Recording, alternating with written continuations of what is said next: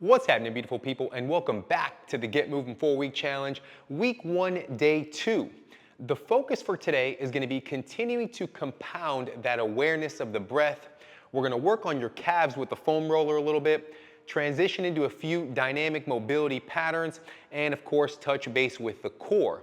Now, in addition to your trusty foam roller, all we're gonna need is a broomstick, and a bench is optional. I'm using it for the first drill just to give you guys a better vantage point, and that's exactly where we'll start. So we'll place the roller off to the side, and our breath work today is going to be from a laying position. So go ahead and find a comfortable laying position on the floor, or if you have a bench big enough to support you like this one. The idea here for today is going to be to inhale big, and fill the belly up with air. And then exhale and draw the belly button toward the spine, but go ahead and eliminate the space underneath your lower back. That's why we're doing this in a laying position, because you become aware of the alignment of the pelvis and the space underneath your lower back. So let's do a few quality reps like that. Inhale, fill the belly up with air. Exhale,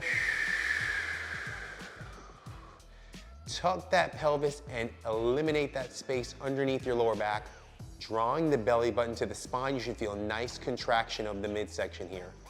4 more like that. Inhale, exhale. Inhale, feel the belly expand as much as you possibly can. Exhale, engage the core, draw the belly button to the spine. Inhale. Exhale. 2 more. Filling up, hold. Belly button to spine, contract as much as we can. And flatten out here. Last one, let's make it the best one.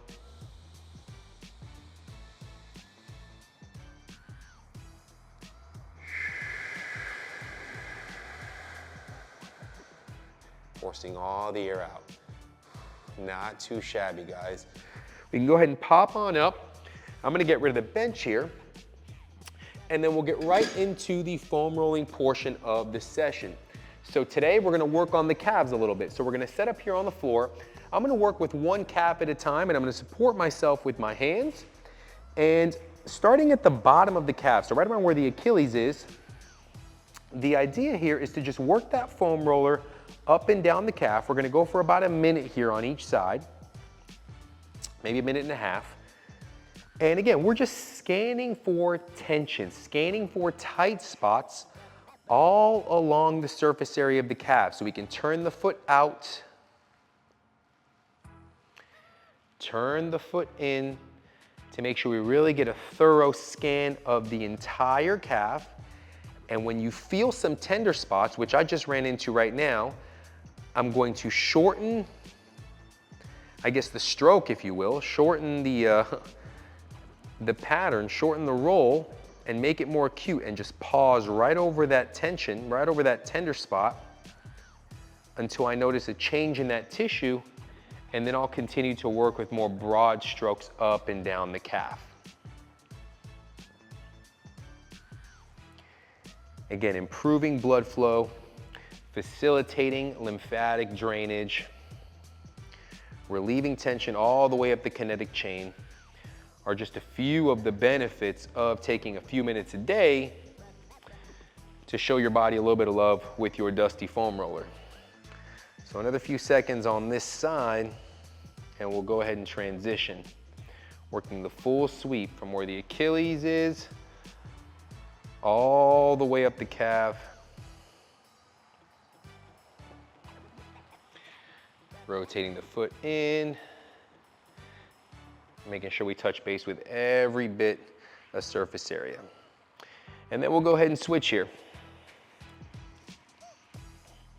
And I like to take my time, a couple minutes on each side, working one leg at a time, just to make sure I show the leg the love it deserves. A lot of times, you see people try and speed through their foam rolling.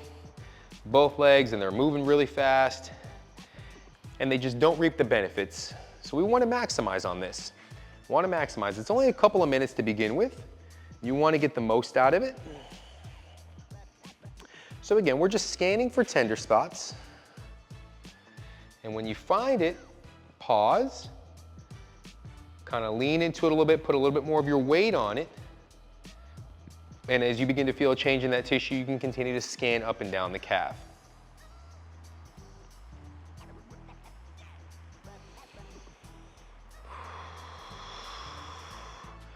Working your breath here, taking your time. We'll go for about another 30 seconds or so. So just working through your tender spots.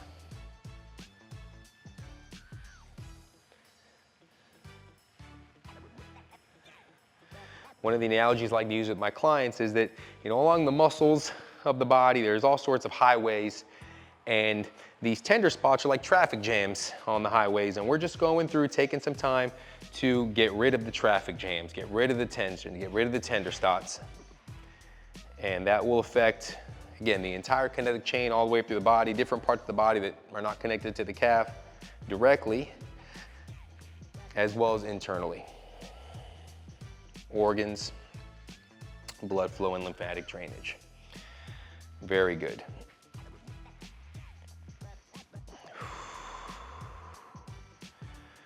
Beautiful, not too shabby. So we can put the foam roller to the side. We will be using that a little bit later. From there, we're gonna go into a fundamental mobility pattern here. So we're gonna work a step into a twist. So you wanna find as much space as you can in between the feet here. If you're working on a surface that perhaps didn't allow you to ground yourself, you can use shoes. I'm going barefoot here today just to maximize the connection of my body to the earth. But the idea here is to find a nice broad split stance. Legs are gonna be in line with my hips. And in this case, if my left leg is up front, I'm going to rotate to my left side and open the hands out wide to a capital letter T. Eyes on this back hand. From there, I'll simply switch and rinse and repeat on the opposite side. Forcing that air out as I rotate. And we'll work about 5 of these on each side. Keeping the legs in line with the hips. You want to be strong on the ball of the back foot, rooted through the front foot. And opening the hands nice and wide. Really engaging all the way through the fingertips.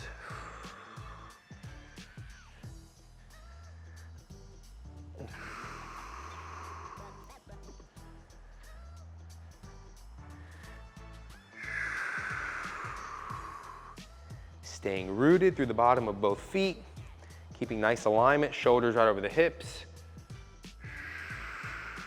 Getting a little pause here at the end of that rotation, maximizing as much as you can. Let's do one more on each side here.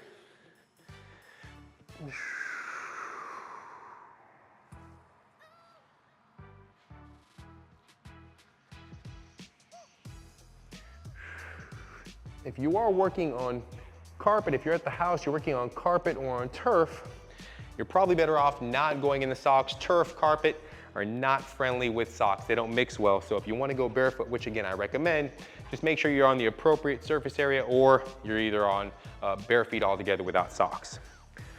From there, let's go into a quad pull with a reach. So I'm going to grab a hold of my right foot, reach up with the left hand, and if it's available, I'm just going to get up on that left tippy toe.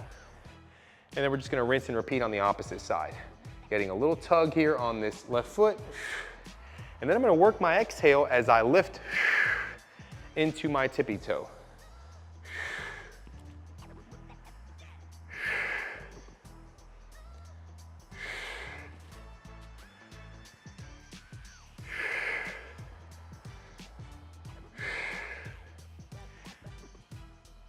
Really reaching up and engaging through the fingertips. Testing our balance here a little bit today. Work about 6 of these on each side. I'm gonna get one more.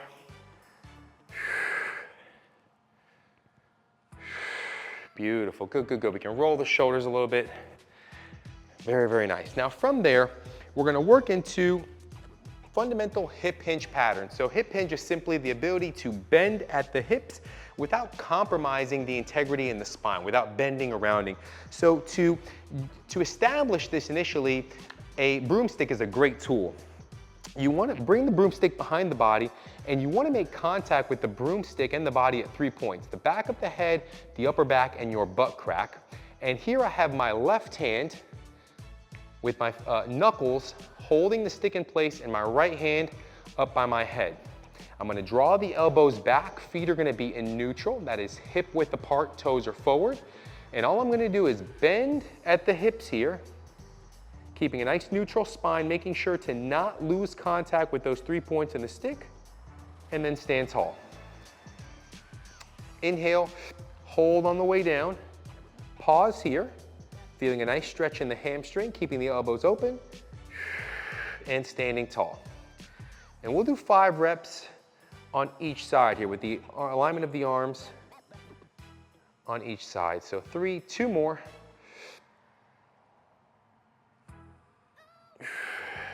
4. And 5, very nice. And then we'll simply switch. So my left arm is gonna go up top now for balance, right arm is gonna go down low. Same rules apply, you wanna keep the stick rooted on those 3 points and drive the elbows back, opening everything up here, and we're gonna get 5 reps in this configuration. And then it's a good opportunity for you to notice, does it feel any different for you with the switch in the arms? Slight bend to the knees here, but we're really working into the hamstrings. 2 more reps.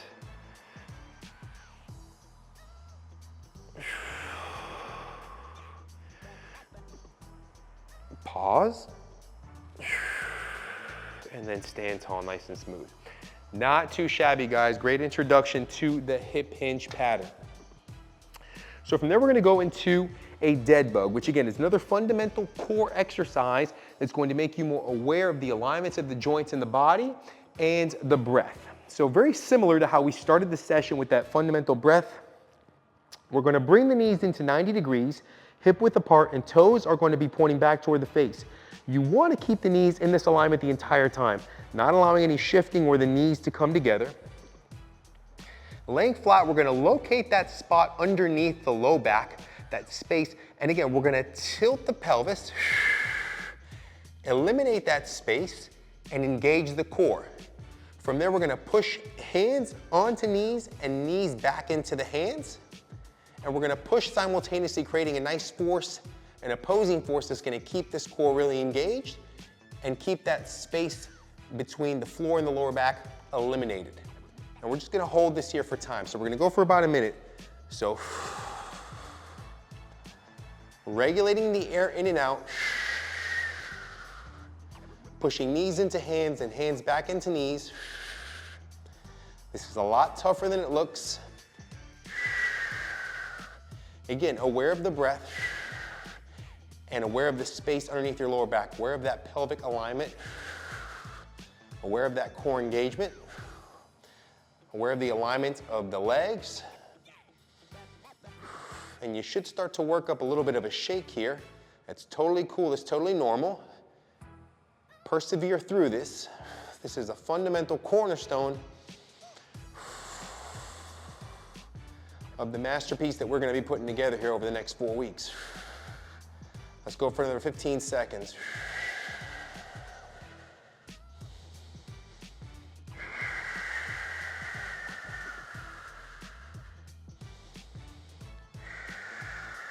Three, 2, and time. Beautiful, beautiful, beautiful. You can take a well-deserved rest here for a couple of breaths. Bring the knees into the chest and kind of rock up and back on the spine. I know that those dead bugs are much tougher than they look. So from there, we're gonna go back into our quadruped position. So hands and knees, hands are gonna be shoulder width apart, knees are gonna be hip width apart. And the idea here is going to be to reach with the right arm and the left leg, hold here for a beat, making sure that it's a nice straight line from the fingertips through the elbow, shoulder, all the way back through the hip, knee, and ankle. And then we're gonna bring the elbow to the knee. So inhale, reach, opposite limbs, keeping nice alignment, spine and the head. And then force the air out as you bring that elbow to the knee. 3, 4, and we'll get 10 on each side. 5, 6, really flexing those left toes back up toward my face and kicking through the back wall, really engaging that glute on the lifted legs.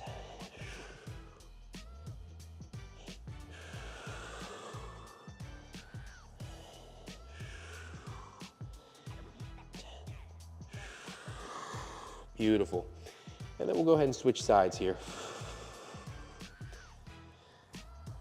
Hold for a beat here at the top initially to make sure you got nice alignment, and then force the air out as you bring elbow to knee. 1, 2, 3, 4, 5, 6,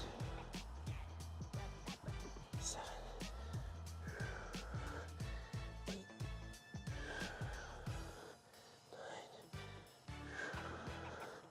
9, and 10. Beautiful, not too shabby at all. And then from there, we're gonna work one more core pattern here, and that's just a simple side plank. So we're gonna find our alignment, and we have a couple of different options here. The first one is to work off the outside edge of your foot, strong with the shoulder right over the elbow, and then just lifting the hips. So lifting the hips up and driving them forward. Now, if this is tough, you have the option to drop the knees and bring the feet behind you and work with a shorter lever. I'm gonna push myself here with you guys today, so I'm gonna go ahead and work this extended position, and we're gonna go for a minute on each side here. So I'm working strong on the edge of my down leg here, edge of the foot on the down leg. Eyes are in neutral. Let's get the foam roll out of the way to give me a little bit of room to work here. And we're on the clock. Shoulders stacked right over the elbow, hips up and driving through. Regulating the breath to maintain core engagement and alignment.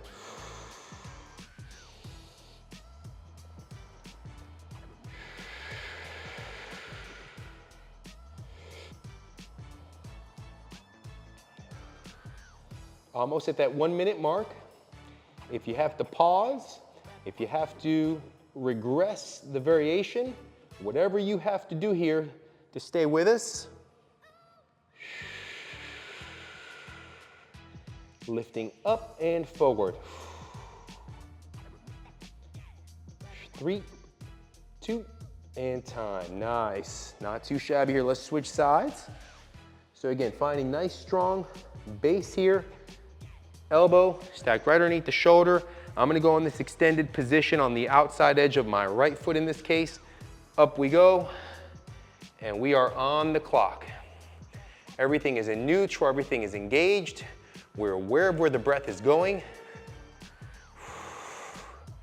Fired up here in the midsection. Aware of our alignment. We are tuned in, tapped in, turned on, guys. Let's get after it here. The home stretch.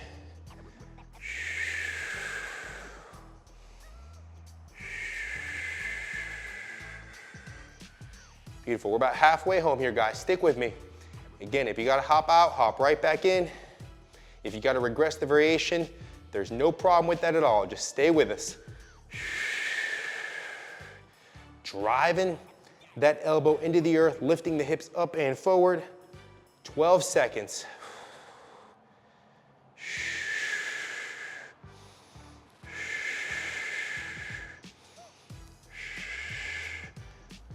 3, 2, and time. Woo! Not too shabby, guys. I'm feeling great after that one. I can imagine you are too. Again, big round of applause and pat on the back here for making the time for yourself. It's critical.